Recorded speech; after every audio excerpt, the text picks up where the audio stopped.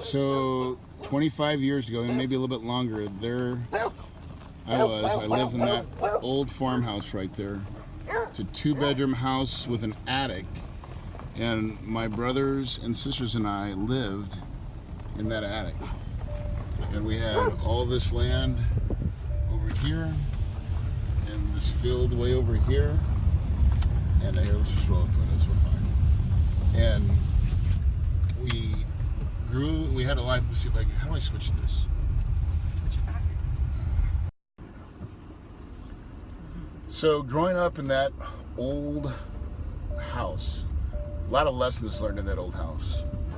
First lesson is to make sure you have your seatbelt on when you're driving in the country road. So looking back in that house, some really cool, unique things happened there. I didn't realize, now that I'm older, but we didn't have AC in that thing, in the upstairs attic. We live in the attic, and we just didn't have AC. It was an old house, and we'd put a lot of money into it. But you never know. I wouldn't say we grew up poor. We just grew up in the farm. We grew up in the country. There's a lot of lessons you can have of living in the country, I think, that apply to life, is that things are not always easy. You have to go and cultivate friends, family, right? Because like we're in the middle of nowhere right now, and there's no neighbors, and so how do we find friends? You got to go out and find them, and those are like deals. Sometimes you got to go out and find deals. They just don't come to you. You got to go find them, and and life's not always easy on the farm. There's a lot of work. There's a lot of maintenance involved. Building fence, like again, see, there's a fence right there, right? I think I built that fence. Did you really? I know we built that over there. Oh my gosh. But if I went down this road a little farther, I'd show you a place where if we went by it, there'd be like some billy goats on some people's cars. I'm not going to do that. But, all right, let me get to the point here. The point is this. In life, you can have everything that you ever dream of. All you have to do is to be willing to do what it takes. Most people, they always say, and I hear this all the time, Corey, I wish I could be successful, or I want to be like you, and yada, yada, yada. And I hear all this stuff, and I feel like their intentions are good. They want to. But until they decide that it's their life's passion goal, and it's something they're willing to risk everything, like mortgages, credit, they have to be willing. You really have to be willing because entrepreneurship's not easy. It's not easy. It's the most rewarding, if you ask me, right? Yes. Yes, most rewarding, but it's not easy. And so you have to have that much commitment to be successful. And I see it across genres, I see successful movie stars, people that I see speak, professional athletes.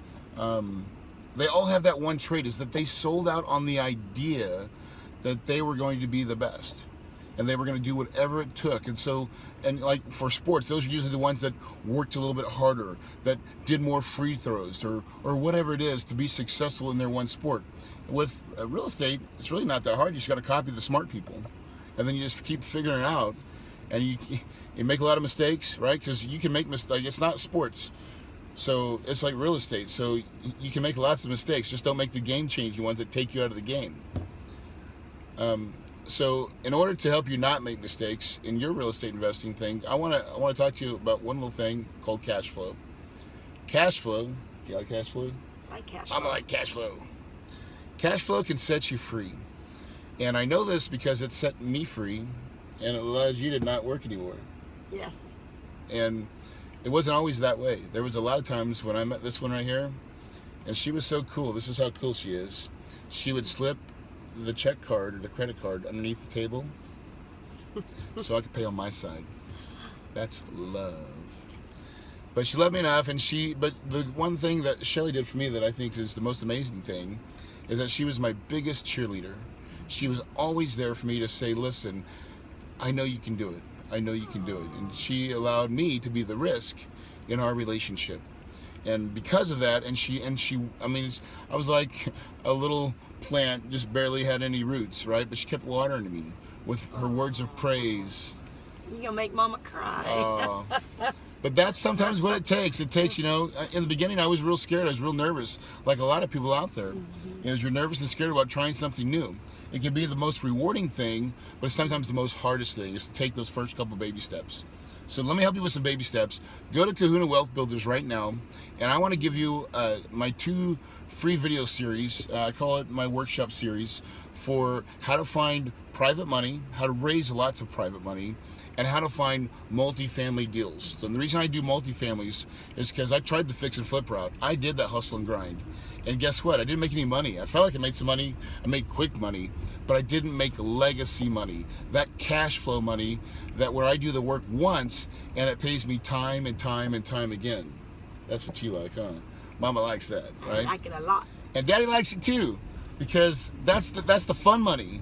That's when you get it set up. You do all that work once.